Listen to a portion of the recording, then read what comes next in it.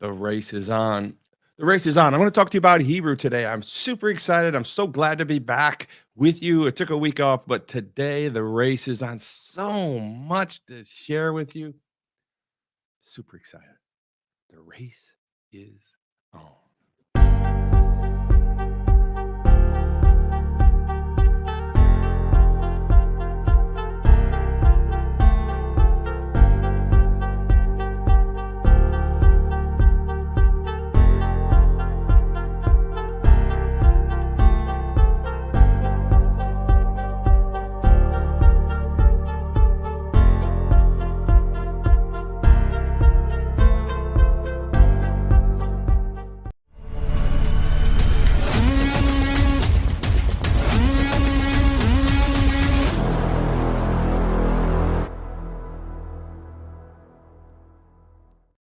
Good morning, my friends. The race is on. I'm going to talk to you about Hebrews. I'm going to talk to you about the Apostle Paul this morning.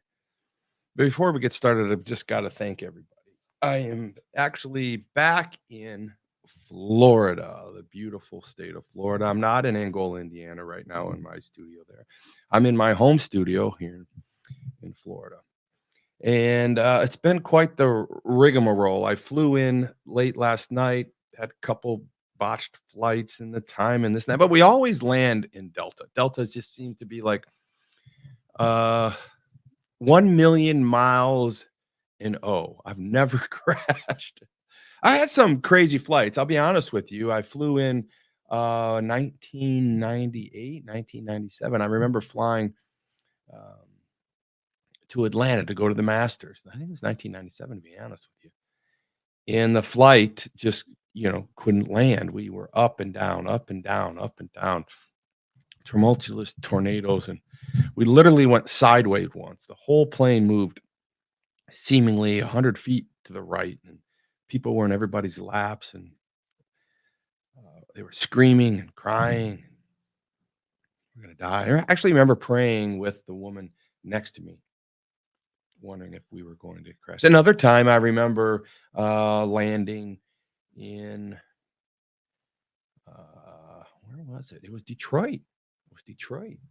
And as we landed, you could smell smoke in the engine. You could smell all kinds of turbulent problems. And as we knew that there was some challenges, and as we were getting ready to land, there was fire trucks and all kinds of people, and they had asked us to put our heads between our legs and all of that kind of stuff. And crazy flights. You fly 1 million miles and the journey is crazy, right? There's all kinds of things, but I want to thank Delta for landing me 1 million miles now and never crashing. This morning, I want to talk to you about the races on the race of the flights, the race of my life, the race of all of us moving day to day, whether it's flying a plane or riding in a plane or driving in a car, walking across the street. The race is on. And sometimes I don't think we just actually realize what the race is all about. The Bible talks a lot about the race being on. Paul is, I think, a race fanatic. He talks about it in Galatians. He talks about it in Hebrews. He talks about it and many of, if not Corinthians. He talks about the race a lot. And I'm going to touch on a story I like to tell a lot, and it's about the race. It's about the boy in the race. And I just want to give you the overview. I tell this story a lot before I start a message I give called Get Real. And I'm going to be speaking to the Republican Party in Steuben County coming up Saturday. And I want to talk to them about the race. I want to talk to them about the presidential race. I want to talk to them about the race of their own life. I mean, our life is one of those things that, we can't escape.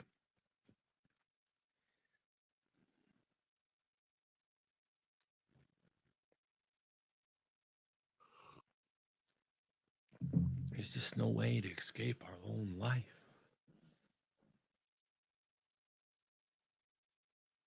And so when I tell this story, I take it a little personal. I want you to take it a little personal. It's about a little boy who wanted to run a race. He was third or fourth grade, and he went to his father and he said, Father, I want to run this race. The father said, what kind of race is it, son? He says, Dad, listen, the elementary school is putting together a race, a track meet, and I want to run the 440-yard dash." And the father says, "Oh, that's a long, long race, son. That's one lap around the whole track." And the son said, "Yes, father, I know." And the father said, "Well, you got to train for the race. You have to be ready for the race." He said, "Yes, father. What do I do?" And father said, "Well, listen, for the next week and a half or 2 weeks, I want you to go down to the track by the elementary school. Before you come home, I want you to run around that track at least once every day. In the beginning, you're only going to be able to walk, but I want to know when you can actually run around the entire track without stopping." And this third grade little boy says, "Sure, father. Yeah, I can do that." And so every day after school, the little boy went down to the track and he started to run across around the track. And the first day, the second day, he couldn't complete the race. He couldn't complete the track. He couldn't complete the lap. So finally, towards the end of the week, week 2, he finally could get around the entire track without stopping and started to get a little faster. And the father said, "How are you doing, son?" He says, "Well, I finally completed the track." He says, "No, I just want you to try a little farther. I want you to try a little farther." And a couple days before the race, the father said, "Now that you're running around the track, I just want you to take the very end of that lap around the track. And I just want you to run as hard as you can till you complete the lap." And the boy did this. And then the day of the race became upon him. And it was a very electric day. The little boy, the sun was shining, and he looked over at the hurdles. They were running the hurdles over there, but they weren't running them over hurdles. They were running them over hay bales. And he looked over the rest of the meet, and there was father walking on. He says, "Father, father, the race is about to begin. How do I run this race?" He says, "Son, here we've been training all weeks now, and every one of these boys out here are bigger, faster, stronger than you. I want you to understand that you have trained harder than most, if not all of them. Now, when you get up to that line, before the gun goes off, I want you to think about these things. When the gun goes off, I want you to just not worry about being in front. You can be in dead last for all I care. But when you come around that first turn, I want you to start picking up the pace and picking off a few of the laggers in the back be with you. And on the second turn, I want you to start to move up on the middle of the pack. And by the third turn, I want you to understand that I want you to have only one or two runners in front of you, not too far away. And when you get to the fourth corner, my son, you're going to see me holding my hand up high. And when you see me with my hand up high, I'll be smiling at you. But then I will drop my arm like this. And when I drop my arm, I want you to run with all your heart, your soul, your mind, and your strength. And I want you to run as hard as you can. I don't want you ever to look back. I don't want you to look back at all ever again. I just want you to look forward and run as hard as you can to the finish line. And you get that last person. You pass them with everything and every might that you have. Do you hear me, son? Yes, Father, I hear you. I'll do it. The boy lined up on the racetrack line, and all the bigger, faster boys were standing across the starting line. And the marksman said, "Runners, take your mark. Sit." Off they took off. The little boy took off just like his father said. He's at the back of the pack. And as he started at the back of the pack around the first and second turn, he started to creep up on the pack. And by the middle of the track, he was in the middle of all of the boys running bigger, faster, and stronger than him. When he got to the third corner, he looked around and he's only had one or two boys in front of him. As he got to that third corner, he looked to the fourth corner, and there his father was, holding up his arm as high as he could. And the father had the biggest smile he's ever seen. And then he dropped his arm. And the little boy instinctively just took off. He ran as fast as he could. He ran as hard as he could. He couldn't feel his arm. He couldn't feel his legs. He couldn't feel any parts of his body. As he was running down that backstretch to the finish line, there was only one boy left to beat. And as he finally passed that boy and he finished and crossed the finish line and fell across the cinder track, conquesting the race. Miraculous, the father had met him at the finish line and picked his son up and looked at him and he said, "Well done, my son. Well done." The little boy looked at his dad and said, "I did it, Dad. I did it." The father then looked at the boy and he says, "No, listen, son, I want you to understand one thing. I'm so proud of you. But now I want you to look at the back of the track. And the little boy could see out of the 10 or so boys that he was racing that were bigger, faster, and stronger, only one of them had finished with him. The rest had quit or were walking across the line. And the father looked at the son and he said, "Son, I want you to understand that you've learned the most valuable lesson in life today. Son, it's not how fast you run, but how far you run. You know more than most men alive in this day, in this business world, in my life right now, and you're only in third grade. You didn't run faster than those boys. You ran further." Which brings me to the critical belief I want to share with you more this morning on Hebrews 12:1. We're going to talk about that in Hebrews 11:1 through 40. This is a masterful message that Paul has shared with me to share with you. My critical belief that I want to share with you this morning is we are not separated by the efforts that we make, but by the distances that we are willing to go. You see, the little boy, felt like he was running fast. And when you hear the story, you think he was running faster than the others, but it really was a test of endurance. It really wasn't a quick sprint like maybe in the Olympics or something of that nature. It really wasn't that what was going on. It was this idea that this little boy had outpaced, he had out endured the rest of the pack. It's not just the efforts that we make, my friends. It's more so the distances they're willing to go. And the Apostle Paul talks about this. And there's two pieces to the race I want to share with you. And today I want to follow up on something very, very near and dear to me. The Apostle Paul talks about is the teamwork of the race. And so I thought I would kind of read this verse for you, Hebrews 12:1. Therefore, since we are surrounded by such a great cloud of witnesses, let us throw off everything that hinders and the sin that so easily entangles. And let us run with endurance, right? Endurance, the race marked out for us. The little boy's race that was marked out for him was only one lap around the track, but to a little third grader, that's like a mile or more to many of us. I mean, the little boy wasn't really prepared to understand the endurance and the test of time and the race of not quitting in life, right? That's a single race that I wanted to share with you that the Apostle Paul talks about here. Run with endurance the race marked out for us. But the race marked out for us that the Apostle Paul shares with us in this verse 12:1 is speaking about the context or the chapter before.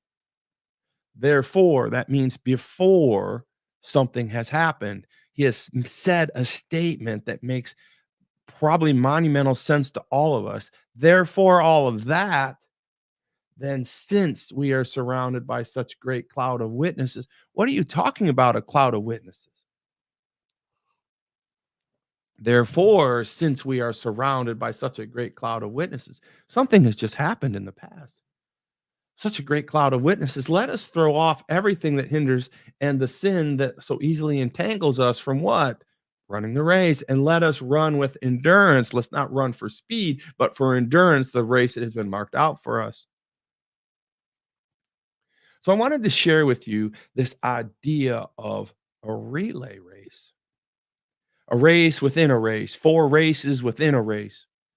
And I think that's what Apostle Paul is talking about more here, the handoff of the race. The little boy's father was handing off the baton to his son.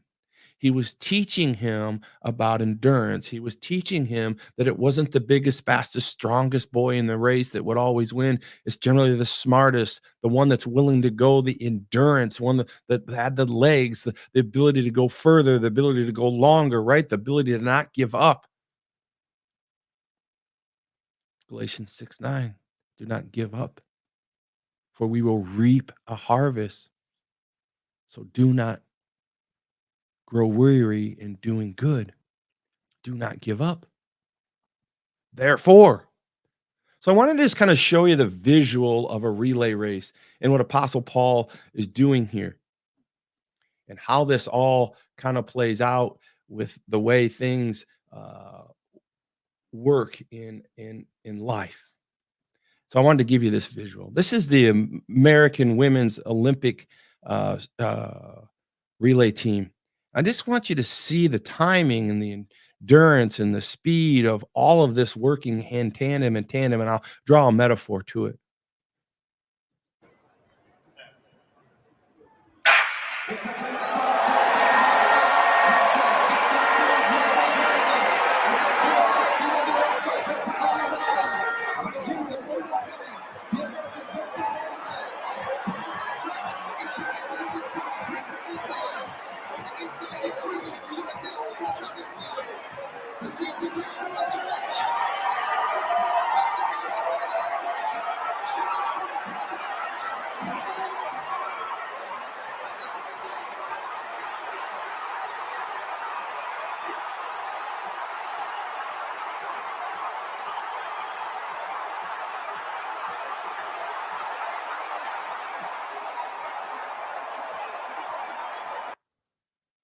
Isn't it beautiful? And I wanted to just give you that, to hear the rush of the crowd, to see the beauty and the handoff of the baton and the race, 4 races within a race.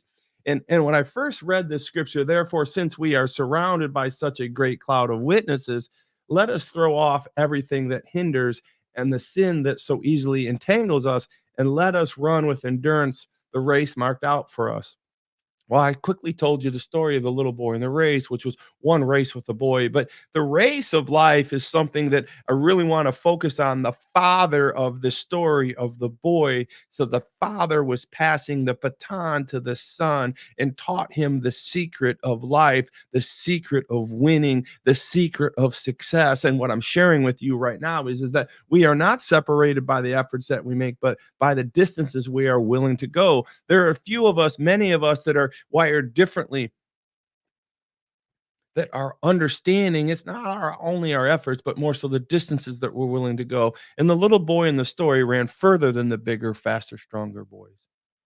And the father handed the baton to him by sharing that story with him and training him how to become a winner in that regards of not quitting and just going further. And so when I show you the relay race, I'm showing you this beautiful harmony of these actual women handing a baton off for the USA team, one runner at a time, one runner at a time, 4 runners, 3 handoffs. And as the father in my story handed the baton to the boy of the secret of the distance and the endurance of life, the women handed off the baton of the secret of the endurance of the race and the speed of the race in harmony to win the race. But I want to share with you the most beautiful thing of this, because this is what we're talking about. Therefore, since we are surrounded by such great clouds of witnesses, is where I'm getting the baton and the handoff. Because in this verse 12:1, Paul speaks about being surrounded by such great clouds of witnesses. And I'm going to attempt to read a little bit to you here, because what is Paul talking about when it comes to witnesses? Who is he talking about?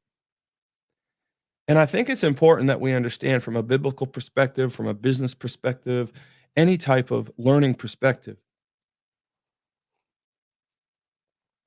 that we're not in this race alone, and that we're in a spot to hear me talk right now because somebody has influenced you in some way or some matter to carry on your own race. And if not, I'm here to encourage you to carry on your own race. Because once your race is complete, you're going to be handing the baton off to somebody else.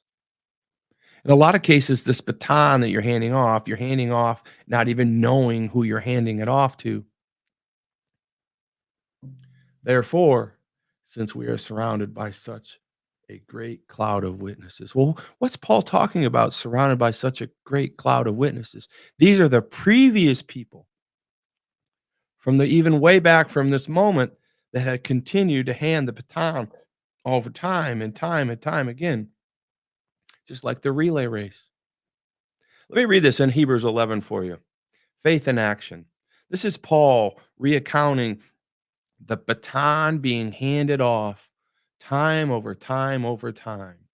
Baton being handed off from runner after runner after runner from the beginning of time, that this Christian message must be carried on. The relay must be carried on. The little boy in the race, it was carried on by his father's coaching, and that coaching was done by someone prior to him and prior to him. And the Apostle Paul goes back to this. He says, therefore, since we are surrounded by such a great cloud of witnesses, well, what are those great cloud of witnesses? I'm going to read this to you quickly for you to get the point and understand faith in actions. Hebrews 11:1. This is Paul reaccounting the relay race of faith. Now, faith is confidence in what we have for assurance about what we do not see. This is what the ancients were commanded for. By faith, we understand that the universe was formed in God's command, and so that is seen was not made out of what was visible. By faith, Abel brought God a better offering than Cain did. By faith, he was commanded as righteous when God spoke well of the offering, and by faith, Abel still speaks. By faith, Enoch was taken from this life so that he did not experience death. He could not be found because God had taken him away. For before he was taken away, he commanded one who pleased God. By faith, Noah was warned about the things not yet seen in holy fear. By ark to save his family. By his faith, he condemned the world and became heir to the righteousness in keeping the faith. By faith, Abraham, when called by God to place, would later receive his inheritance, obeyed, went even through he did not know where he was going. And by faith, Sarah, who was past childbearing age, was enabled to bear children because she was considered him faithful who has made him the promise. All these people were still living by faith when they died. They did not receive the things promised. They only saw them, welcomed them from a distance. The endurance, right? Admitting that they were foreigners and strangers on this earth, wired differently, right? People who say such things show that they are looking for a country of their own. They are wired differently. The Bible's wired differently. Listen to me, my friends. Instead, they were longing for the better country, a heavenly one. Therefore, God is not ashamed to be called their God, for he has prepared a sin for them. By faith, Abraham, when God tested him, offered Isaac a sacrifice. He who embraced the promise was the sacrifice of his one and only son. By faith, Isaac blessed Jacob and Esau in regard to their future. By faith, Jacob, when he was dying, blessed each of Joseph's sons. By faith, Joseph, when he was end his nears, spoke about Exodus of the Israelites from Egypt and gave instructions. By faith, Moses' parents hid him for 3 months as he was born because they saw he was no ordinary child. He was wired differently, and they were not afraid of the king's edict. By faith, Moses, when he had grown up, refused to be known as the son of Pharaoh's daughter, right? By faith, he left Egypt, not fearing the king's anger. By faith, he kept the Passover. By faith, the people passed through the Red Sea. By faith, the walls of Jericho fell. By faith, the prostitute Rahab, because she welcomed the spies, was not killed with those who were disobedient, right? And by faith, David and Samuel and the prophets who thought faith conquered kingdom and ministered justice and gain was promised, who shut the mouths of lions, quenched the fury of the flames, and escaped the edge of the sword, whose weakness was turned to strength. Women received back their dead. Some faced jeers and flogging and even chains of imprisonment. They were put to death by stoning. They were sawed in two. They were killed by the sword. They went about in sheepskins and goatskin, destitute, persecuted, and mistreated. The world was not worthy of them. They wandered in deserts and mountains, living in caves and holes in the ground. These were all commended for their faith. Yet none of them received what had been promised, since God had planned something better for us, that only together with us would be made perfect. And so when you think about all that, you take that quick chronological history that Paul's talking about when he says, therefore, since we are surrounded by such a great cloud of witnesses, that's the crowd of witnesses. That's the baton being handed off. Paul beautifully architects the baton to Moses, to Abraham, to Esau, to Enoch, the prostitute, all the way through. And he hands the baton through all these years. And suddenly it gets to the father of this little boy. And then the little boy gets the baton from the father and he runs the race and he grows up to be me.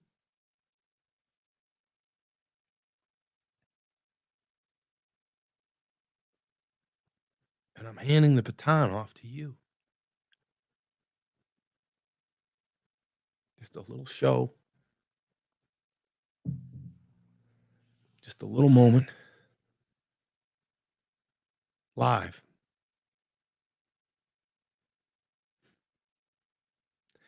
Thanks everybody for following me. Thank you for tuning in for these shows. We're making a difference. We're going to be having a revival coming up September 1st, I believe, Sunday at the Donut Capital of the World. And it's going to be amazing revival. We have lots of things, so save that date. But I get it to you. So God bless you guys. Thank you for listening to the show, the story. Who are you handing the baton off to? What race are you running? Do you understand the endurance, the relay of Christianity?